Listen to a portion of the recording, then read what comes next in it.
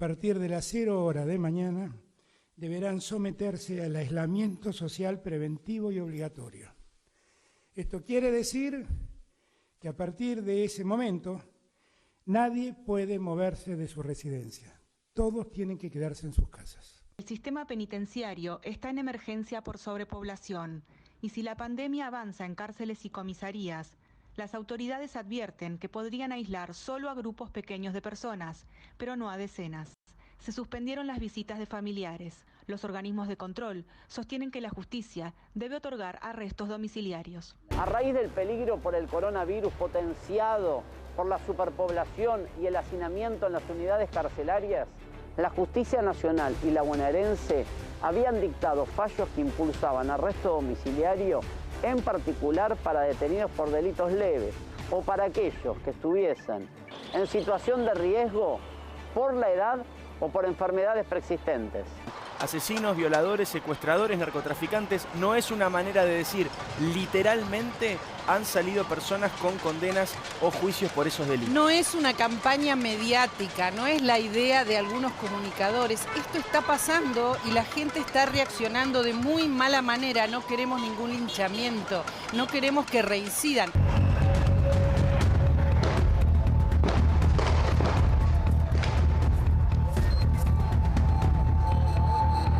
Marcelo Iafola, director provincial de Coordinación, Producción y Trabajo del Ministerio de Justicia y Derechos Humanos de la provincia de Buenos Aires. Fue un escenario bastante complejo. Por suerte, lo que es la pandemia desde el punto de vista de la salud se pudo manejar dentro de las unidades, por un gran trabajo que hizo la gente del servicio penitenciario en lo cotidiano y por los detenidos también, que en su momento decidieron no tener la visita de sus familiares. Eso ayudó muchísimo y la pandemia se pudo pasar dentro de las unidades. Bueno, mi nombre es Julia Pascolini, soy docente de la Facultad de Periodismo y Comunicación Social de la Universidad Nacional de La Plata. Doy clases en la unidad penitenciaria número 9, que está ubicada en Villa Elvira. La pandemia permitió que estas personas, esta población que está privada de su libertad, accediera a un derecho humano básico que es el derecho a la comunicación y básicamente a tener contacto con su familia. Cosa que hasta ese momento era clandestina. O sea, los pibes tenían celular en muchos casos, pero requisa que aparecía, requisa donde desaparecía el celular. Muchas denuncias se llevan adelante poniendo de manifiesto de forma audiovisual o en audio o escrito que está pasando algo dentro de la unidad que no se sabe por el sistema penitenciario, sino que nos lo terminamos enterando por los pibes, que son los que están privados de su libertad. Para que vean un pantallazo. Esta es la celda, 2x2. Esto es el inodoro. 5 estrellas. Esto es 5 estrellas. 5 estrellas, bueno, en vez de estudio, ahora tenemos celular. Esta es la cama, todo. Como pueden ver, un poco de mercadería.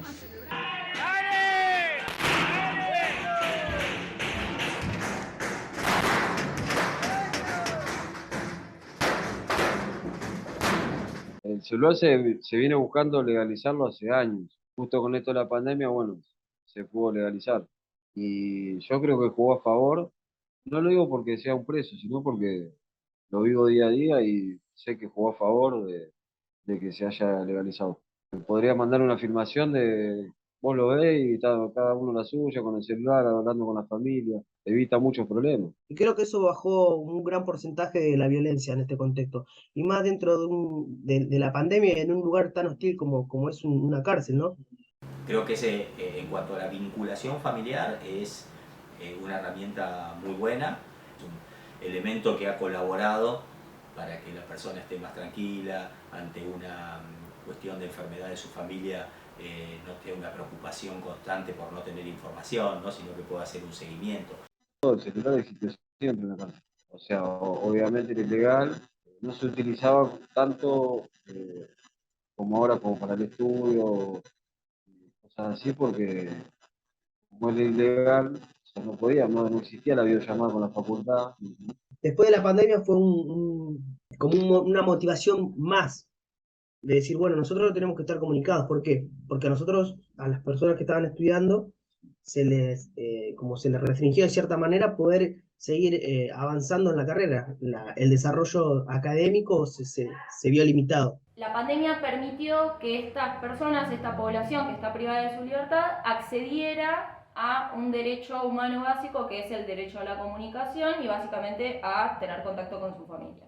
El celular de alguna forma como que hizo más liviana esa situación de el acceso al derecho humano a la educación. Creo que la educación viene de la mano del desarrollo humano, que las personas que acceden a la educación, que es muy poco porcentaje en este contexto, por medio de los dispositivos no solo pudieron comunicarse con su familia y seguir teniendo ese diálogo fluido con sus seres queridos, con sus hijos, padres, hermanos, etc., sino también tuvieron acceso a un canal de YouTube, al noticiero. Hay muchos chicos que dicen no tienen una tele, o están en un depósito, están en un lugar de aislamiento, donde no tienen acceso a la información. Y si a una persona la tenés limitada de información, es como que lo tenés atados de pies y manos. Tenemos derecho a educación, a salud, tenemos derecho que una persona que está afuera. La mayoría de los demás pibes se comunican a jugados. Y ahora hay visita todo, pero se sigue utilizando para lo mismo. No es que volvió la visita, el celular ahora se utiliza para otras cosas, no. Se sigue hablando con la familia, se sigue hablando con el jugado. Es muy raro que veas una pelea por algo, porque o están ocupados, o están todo el día con el celular, sea TikTok, Facebook, hablando con tu familia, pero te mantiene distraído y ocupado. Vos tenías que esperar, te hacían un informe criminológico, tenías que esperar 3 meses para saber el resultado. Ahora no, ahora te vas adelantando a cuál va a ser el resultado, gracias al teléfono que llama al juzgado o cosas así. Y después el mantenimiento del dispositivo con carga, para que vos te puedas comunicar, hacer una videollamada, o no sé, lo que fuese, lo aporta la misma familia. El Estado no aporta nada. Vos podés tener el equipo, pero si no tenés crédito, no podés usar. Se había legalizado el teléfono y había compañeros y compañeras privadas de su libertad que no tenían o no contaban con datos suficientes para poder sostener una conversada de 2 horas en un Zoom. Digo, las tecnologías en general no estaban comprendidas antes de la pandemia, no estaban comprendidas como una herramienta posible para los estudiantes. Mi nombre es Simón Librandi, yo soy tallerista de la agrupación Educación en Contexto de Encierro. Está conformada por estudiantes y graduados de la Universidad Nacional de La Plata. Apostamos al derecho a la educación en los contextos de encierro. En las estadísticas, cuando uno mira los datos, encuentra con que las personas que acceden a la educación, cuando salen, la mayoría no vuelve a cometer delitos. Nosotros, cuando nos vienen y nos plantean, siempre hay gente que es antiderecho que nos plantee que lo pueden utilizar para delinquir al teléfono celular. Bueno, las estadísticas no muestran eso. Digo, hay un fogoneo en los medios de comunicación donde se quiere por ahí mostrar o darle prioridad a lo que es una estafa.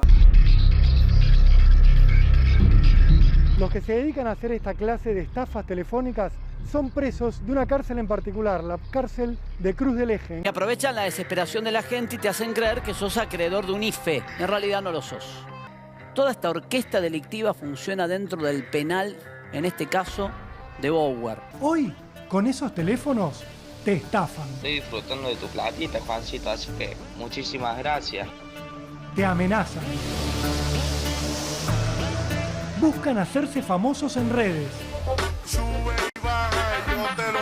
Y hasta hablan con tus hijos. A veces muy pocos casos hubo de mal uso de celular o por alguna cuestión de amenazas o por alguna cuestión de estafas. Muy pocos casos en los 30.000 celulares que hay dentro de las cárceles. Pero ante una denuncia de un hecho de esas características, nosotros, si el teléfono está registrado, rápidamente podemos encontrar a qué persona pertenece y se hace el secuestro de ese celular como hay que hacerlo.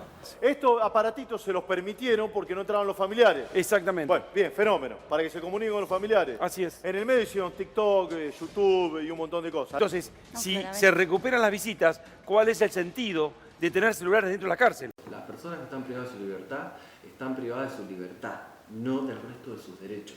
Están aislados de la sociedad, pero ahí adentro hacen lo que se le canta a las pelotas Y lo que hace el gobierno es darle derechos que no tienen que tener.